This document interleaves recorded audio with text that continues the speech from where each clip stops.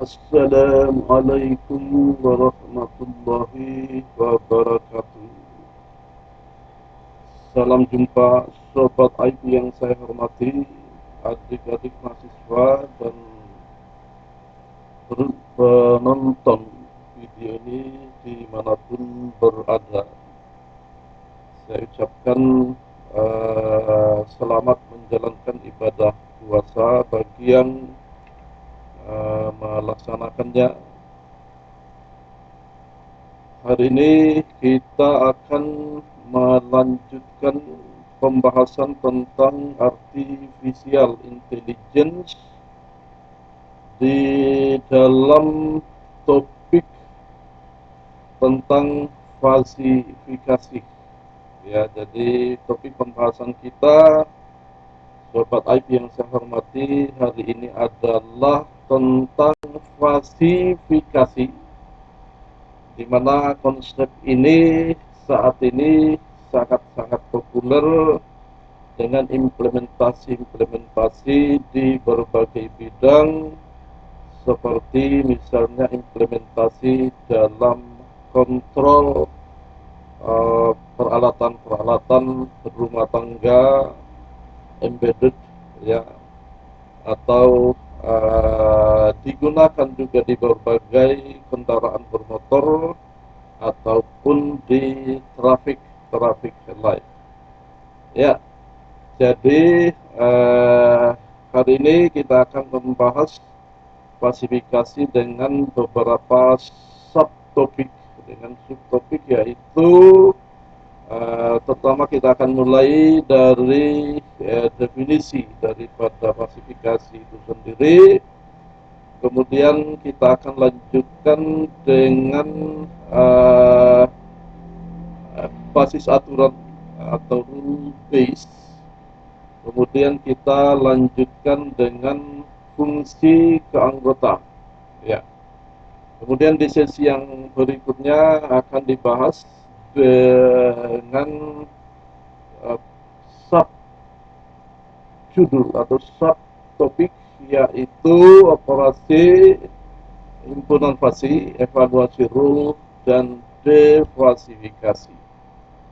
Ya, tetapi di sebagaimana sudah direncanakan bahwa topik tentang klasifikasi kita akan bagi menjadi dua sesi pembahasan, yaitu pembahasan pada hari ini, ya, ini di pertemuan ke-8, ya, setelah mahasiswa melaksanakan ujian tengah semester, dan kemudian kita akan bahas lagi di pertemuan yang ke-9. Ya, jadi kita bagi dua sesi. Maka hari ini dari seluruh pokok pembahasan yang dibahas dalam klasifikasi, kita akan bagi dua menjadi dua sesi pertemuan. Jadi hari ini kemungkinan pembahasan hanya pada fungsi keanggotaan atau membership function. Ya. Oke, kita akan lanjutkan, Sobat IP yang saya hormati, di mana ya kita akan bahas pertama-tama adalah definisi. Ya, kira-kira apa sih yang dimaksud dengan klasifikasi? Mungkin pemirsa, mungkin Sobat IP yang saya hormati sudah sering mendengar kata-kata yang disebut dengan fasi atau klasifikasi. Ya, kita lihat bagaimana definisi daripada klasifikasi. Klasifikasi yaitu suatu proses untuk mengubah suatu masukan dari bentuk tegas crisp menjadi fasi atau variabel linguistik yang biasanya disajikan dalam bentuk himpunan fasi dengan suatu fungsi keanggotaan masing-masing. Ya, itu adalah definisi daripada falsifikasi. Tetapi ya sesungguhnya dalam pemahaman sehari-hari apa itu fasi sebagai akar kata daripada falsifikasi.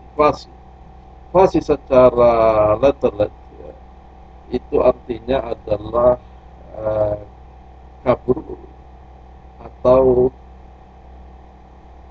abu-abu ya. Jadi artinya tidak jelas, tidak dipertegas apakah dia berada dalam kutub putih atau hitam.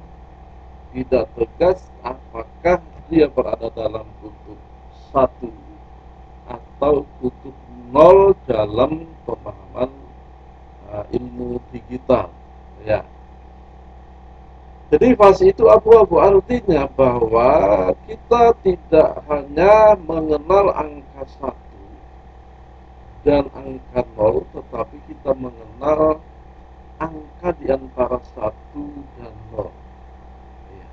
Jadi kalau identifikasi sebuah objek hanya dinyatakan dengan 1 dan 0, maka ruang pengenalan itu sendiri akan menjadi sempit ya, karena kita mengabaikan nilai-nilai di antara 0 dan 1. Misalnya 0,1, 0,2, 0,3 dan seterusnya, 0,00 sekian ya kita abaikan kalau kita hanya menyatakan sesuatu itu dengan 0 dan 1. Maka muncullah konsepasi yang aplikasinya, yang implementasinya sangat banyak ditemukan saat ini, di mana kita dalam implementasinya kita tidak hanya lagi menyatakan sesuatu itu dengan 0 dan 1 ya, terutama itulah yang dikenal oleh komputer dalam low level language ya, dalam assembling ya. Jadi fasi, jadi itulah fasi ya. Jadi kabur ya, kekaburan, dengan maksud di sini bahwa pernyataan tentang sesuatu itu diperluas menjadi tidak hanya terpaku pada angka 1 dan 0, tetapi ada angka di antara 1 dan 0. Jadi itulah yang dimaksud dengan fasi, yang diperkenalkan oleh seorang ilmuwan yang berasal dari Persia yang bernama Lutfi Zadeh, dan juga berkolaborasi dengan yang namanya Mamdan ya. Kita lihat dalam ilustrasinya ya, berikut ini ilustrasinya adalah sebuah sistem fasi untuk mengukur suhu. Itu mempunyai 5 buah membership function dengan label sangat dingin, dingin, hangat, panas, sangat panas. Jadi label dalam dalam polarisasi 1 dan 0 itu berarti kita hanya mengenal sangat dingin dan sangat panas. Kita hanya mengenal dingin dan panas ya, kita tidak mengenal istilah hangat ya. Maka disinilah posisi daripada peran sebuah konsep yang disebut dengan fasiologi ya. Ya. Jadi kita lihat dalam skema kurva ini ya, dalam ilustrasinya. Jadi kita lihat bahwa dalam skema kurva ini, bahwa kurva ini nilai fasinya itu ada di antara 0 dan 1 ya, ada di antara 0 dan 1, artinya bahwa nilai-nilai di antara itu juga harus direpresentasikan ya, harus direpresentasikan. Maka kita lihat bagaimana representasi sangat dingin, representasi dingin, hangat, panas, dan sangat panas. Kita perhatikan kurva ini ada 2 ya. Jadi kurva D ini, D di atas, dimulai dari atas, yaitu dari nilai 1, ya, itu berada, kita nyatakan sebagai sangat dingin. Kemudian dia akan turun, ya, menuju ke, kita lihat bahwa sangat dingin itu di temperatur antara 0 sampai dengan 20. Pada saat dia berubah menjadi temperatur 40, ya, berarti kan 40 itu kita nyatakan sebagai dingin. Maka ada nilai-nilai pada saat dia menuju ke dingin, ya, dengan kurva miring seperti ini. Jadi pada saat dia menuju posisi dingin dengan temperatur 40 derajat, itu ada di antaranya, yaitu temperatur-temperatur yang kita nyatakan dalam bentuk membership function, ya. Jadi turun ke dingin, kemudian bergerak lagi ke hangat, ke temperatur 60. Pada saat dia bergerak ke sana juga ada temperatur-temperatur di antaranya. Kemudian dia bergerak ke temperatur 80 derajat, yaitu panas, juga ada nilai-nilai di antaranya. Dan kemudian bergerak ke temperatur 100, yaitu sangat panas. Juga ada harga-harga di antaranya karena digambarkan dalam kurva miring. Kalau digambarkan dalam kurva lurus ke bawah, tegak, itu artinya tidak ada nilai di antaranya, kayak gitu. Ya, maka ada dua kurva. Jadi kurva ini, ya, secara himpunan, ya, secara himpunan itu adalah, katakanlah sebuah himpunan, misalnya himpunan A, maka kurva yang satunya yang dimulai dari nilai fasi 0, tadi dimulai dari nilai fasi 1, sekarang di kurva satunya dimulai dari fasi 0, itu adalah komplement daripada fungsi yang ini. Jadi fungsi yang ini 1, ya, dimulai dari 1, dan fungsi yang satunya lagi yaitu dimulai dari 0, naik, turun, itu adalah komplement daripada fungsi ini, ya, daripada fungsi yang di atas ini, ya. Jadi ini dua kurva, ya. Kemudian kita akan input, katakanlah kita input sebuah temperatur, kita input yang di mana temperatur itu namanya crash input, ya. Jadi jelas bahwa nilainya misalnya di 47 derajat kita input, maka kita akan lihat bagaimana fungsi keanggotaannya pada kurva himpunan fasi, dan bagaimana fungsi keanggotaannya, bagaimana posisi keanggotaannya pada kurva komplement himpunan fasi. Ya, jadi kita lihat di dua titik yang berseberangan. Jadi beda. Jadi di sini sekian dalam ini.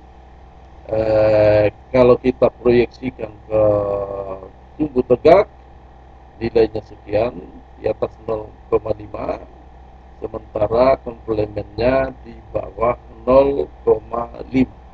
Nah, tentang hal ini nanti kita akan pelajari pada operasi himpunan fasi, ya. Kemudian selanjutnya, sobat yang saya hormati, rule base. Bagaimana tentang rule base? Bahwa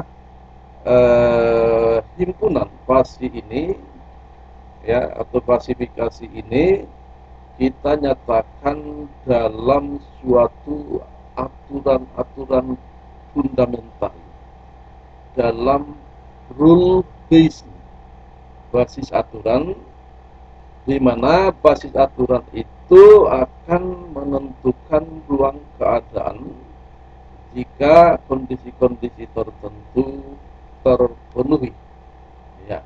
Jadi basis aturan berisi aturan-aturan fasi yang digunakan untuk mengendalikan sistem, aturan dibuat berdasarkan logika dan intuisi manusia, serta berkaitan erat dengan jalan pikiran dan pengalaman pribadi yang membuatnya. Ya, jadi dari pengalaman-pengalaman, dari kemampuan menalar seseorang, dia akan membuat aturan-aturan yang disebut dengan rule based untuk mengidentifikasi sebuah keadaan. Ya. Dikatakan bahwa aturan ini bersifat subjektif, tergantung dari ketajaman yang membuat. Ya, inilah keluasan daripada konsep klasifikasi atau konsep logik, di mana seseorang punya kemampuan masing-masing untuk menyatakan sebuah keadaan, untuk memecahkan sebuah problem. Aturan yang telah ditetapkan digunakan untuk menghubungkan antara variabel-variabel masukan dan variabel-variabel keluar. Aturan ini berbentuk if then, jika maka. Jika kondisi ini dipenuhi dan kondisi ini dipenuhi dan kondisi ini dipenuhi dan kondisi ini lagi dipenuhi, maka keluarannya adalah ini, keadaannya adalah seperti ini. Ya, itu yang dimaksud dengan if then. Jadi permainannya hanya di if then, sebagaimana yang kita pelajari di dalam struktur kontrol perulangan di dalam bahasa pemrograman komputer. Ya, jadi ilustrasinya seperti ini. Misalnya aturan itu bisa 1, 2, 3, 4, 5, 6, 7, 8, 9, 10 sampai bisa 1000 aturan. Ya, sebanyak banyak nggak masalah. Ya, di dalam hal logika pasti ini, sejumlah aturan itu memang itu untuk menemukan solusi terbaik, menemukan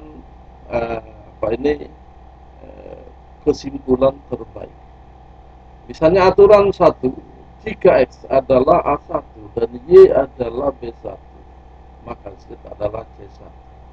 Maka keadaan C1 didapatkan karena aturan A1 dan B1 dipenuhi. Ya. Kemudian, aturan yang kedua, misalnya jika X adalah A2 dan Y adalah B2, maka Z adalah C2. Keadaan C2 ditemukan jika kondisi satu ini dipenuhi, kondisi kedua ini dipenuhi. Dan aturan ketiga, keadaan yang ketiga yaitu C3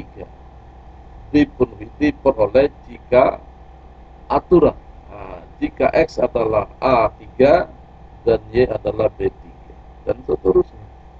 Ya, di mana kita katakan secara umum bahwa jika AI adalah himpunan kuasi ke I untuk variabel masukan X, BI, ya, di mana I itu adalah angka bulat, bilangan bulat, ya, maka himpunan kuasi ke I untuk variabel masukan YCI adalah himpunan kuasi ke I untuk variabel keluaran Z. Jadi proses ini berfungsi untuk merubah suatu keadaan analog, suatu besaran analog yang kita sebut sebagai kris input menjadi fasi input. Ya. Bagaimana prosesnya? Prosesnya adalah pertama, suatu besaran analog dimasukkan sebagai input atau disebut dengan kris input. Kemudian kris input kemudian dimasukkan pada batas skop atau domain sehingga input tersebut dapat dinyatakan sebagai label seperti tadi yang kita sebut label panas dingin, atau bisa juga misalnya lambat, sedang, cepat, dan seterusnya. Ya, dari fungsi keanggotaan, yaitu input membership function. Kemudian dari fungsi keanggotaan ini dapat diketahui berapa derajat keanggotaannya atau degree of membership function, dan hasil dari klasifikasi ini adalah fase input. Jadi dia akan hasil daripada proses itu akan merupakan fase input. Maka dikatakan bahwa klasifikasi memiliki peranan untuk mentransformasikan bilangan tegas yang diperoleh dari sebuah pengukuran ke dalam penaksiran dari nilai subjektif, atau bisa didefinisikan sebagai pemetaan dari ruang masukan ke himpunan fasi dalam semesta pembicaraan masukan nyata. Maka untuk keperluan tersebut diperlukan suatu operator fasi.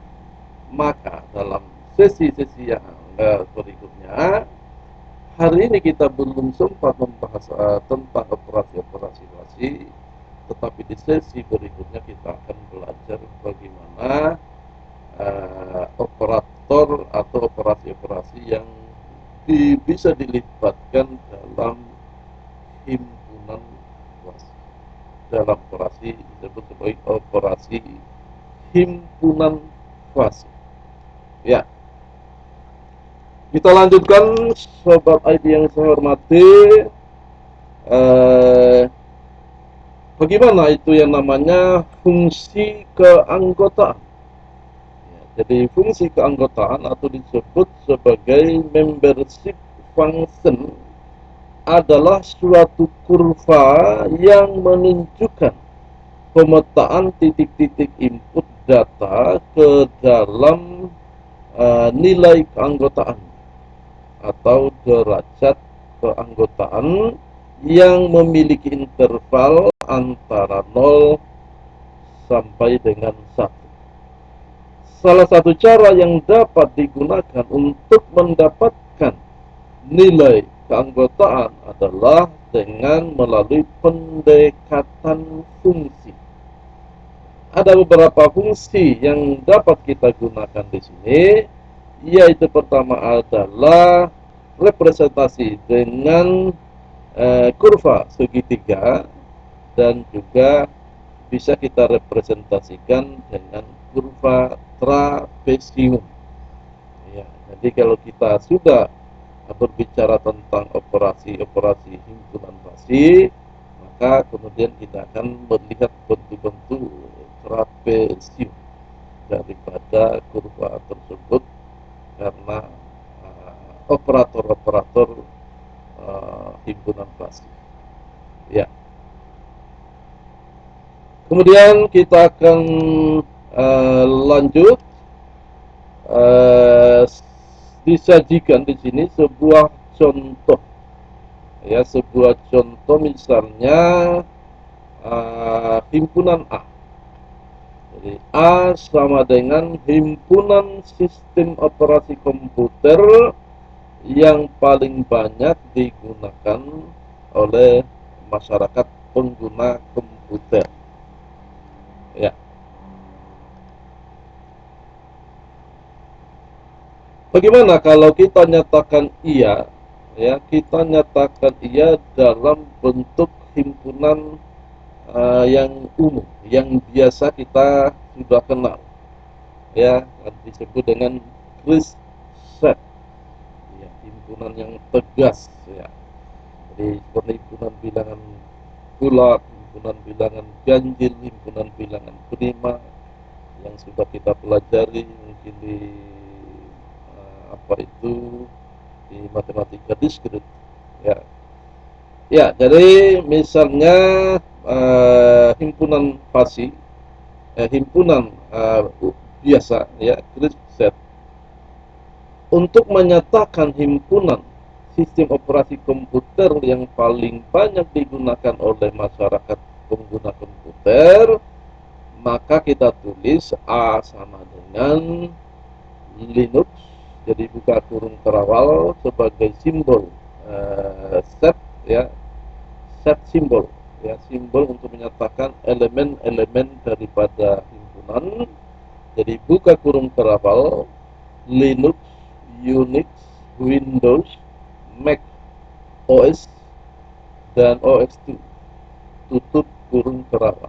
Ya, artinya bahwa sistem operasi yang banyak digunakan di masyarakat itu adalah Linux, Unix, Windows, Mac OS, dan OS2. Ya, itu yang dikenal selama ini yang digunakan oleh masyarakat. Ya. Seberapa banyak sebuah sistem operasi digunakan tidak dinyatakan di sini. Ya, dalam bentuk set ini tidak dinyatakan, tidak diperlihatkan seberapa banyak pengguna Linux, seberapa banyak pengguna Unix, seberapa banyak pengguna Windows, seberapa banyak pengguna Mac OS, dan seberapa banyak pengguna OS2. Ya, itu dalam risk set. Lalu bagaimana kalau ia dinyatakan dalam bentuk fuzzy set? Ya, kalau di dalam bentuk fuzzy set kita tulis himpunannya adalah A sama dengan buka kurung kerawal Linux, 0,5, Unix, 0,2, Windows, 0,9, Mac OS, 0,1, dan OS2, 0,2, tutup kurung kerawal. Maka di dalam sajian fuzzy set ini diperlihatkan seberapa jumlah, ya, jadi seberapa jumlah, seberapa banyak pengguna sebuah sistem operasi. Ya, maka di sini ada angka-angka, ya, di mana angka-angka itu menunjukkan intensitas, frekuensi penggunanya. Jadi yang banyak artinya bahwa kalau kita nyatakan, kita tulis Linux 0,5, maka artinya bahwa 50% pengguna komputer menggunakan sistem operasi Linux dan seterusnya. Ya, atau secara secara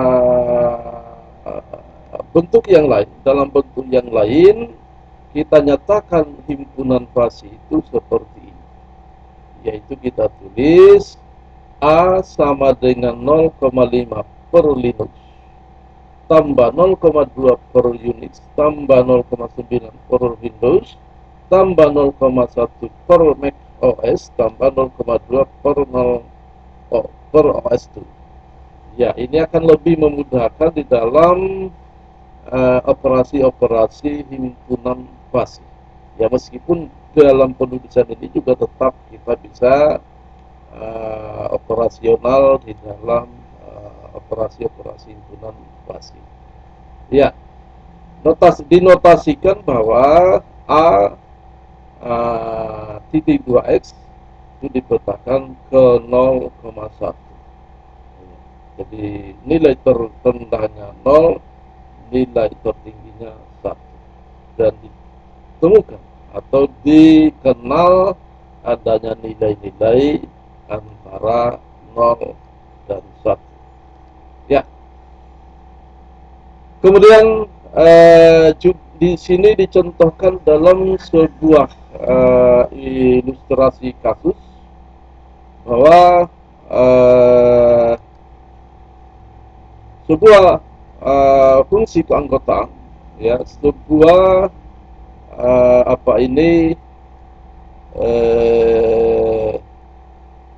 himpunan fuzzy, ya, himpunan fuzzy, kita akan melihat bagaimana dia punya fungsi keanggotaan.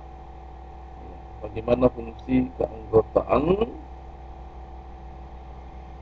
Misalnya, ya, jadi kita perhatikan dalam kurva ini, ya, dalam kurva ini itu menggambarkan bagaimana fungsi-fungsi yang sudah dinyatakan, bentuk-bentuk keanggotaan, derajat-derajat keanggotaan.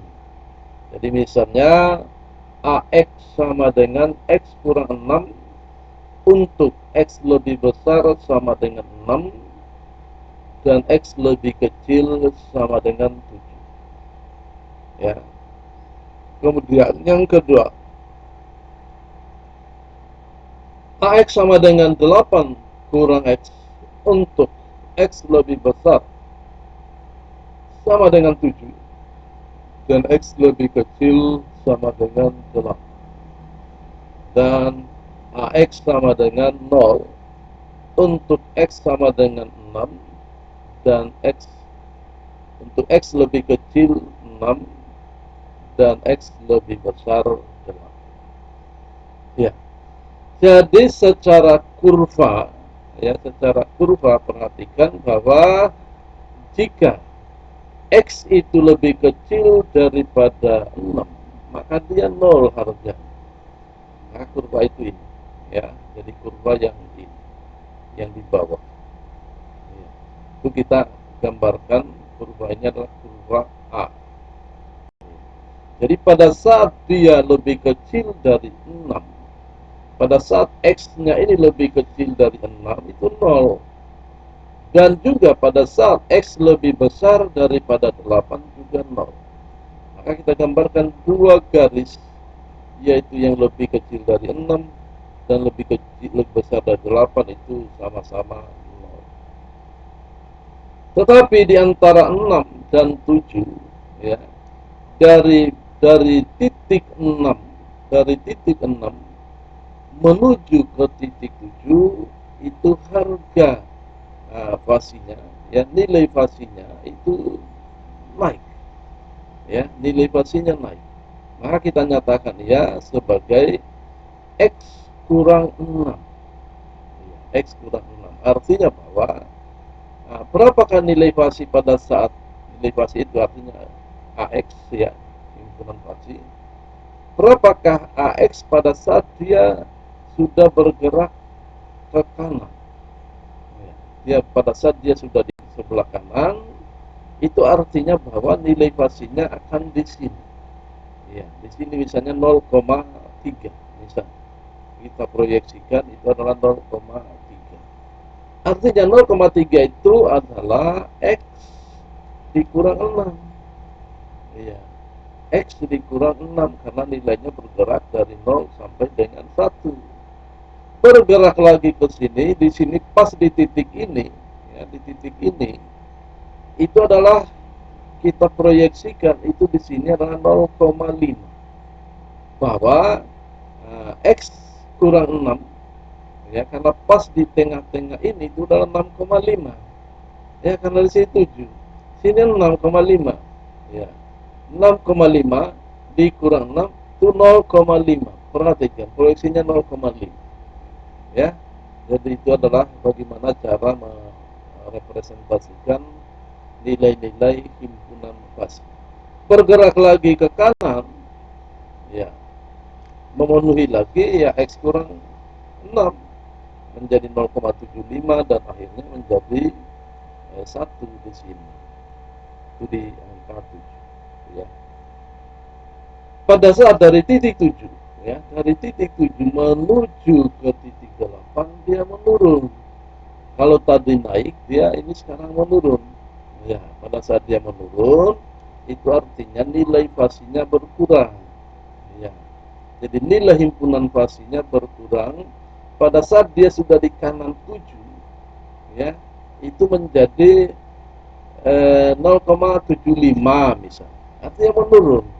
Menurun itu artinya kita tulis 8 kurang X. Iya, 8 dikurang X. Jadi misalnya di sini 7,5.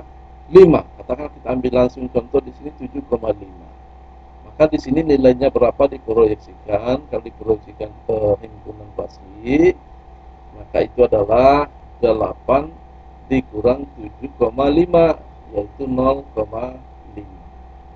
Itu.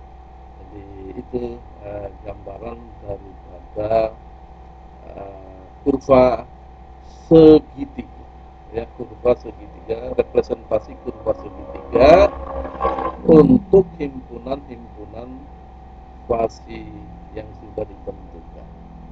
Ya, saya kira demikian. Ya, saya kira ya, nanti kita akan lanjutkan dengan pembahasan operasi himpunan fasi yang terdiri dari complement, union, intersection, cut, support, dan scalar cardinality. Dan juga kita akan bahas tentang kesamaan dan himpunan bagian, evaluasi rule, dan deklasifikasi. Saya kira itu yang saya bisa jelaskan pada pertemuan hari ini. Insyaallah kita akan lanjutkan di sesi pertemuan berikutnya, ya, yaitu tentang operasi himpunan fasi, ya, operasi-operasi himpunan fasi dan juga deklasifikasi. Ya, silakan mahasiswa jangan lupa selalu saya ingatkan untuk mengisi absensi kehadiran di siakat supaya mahasiswa dinyatakan hadir dalam mengikuti perkuliahan ini.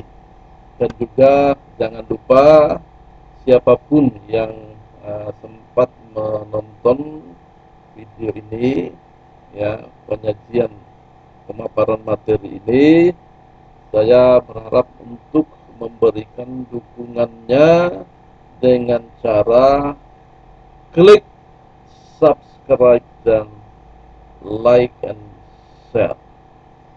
Demikian, billahi taufiq wal hidayah, wastabiqul khairat. Wassalamualaikum warahmatullahi wabarakatuh.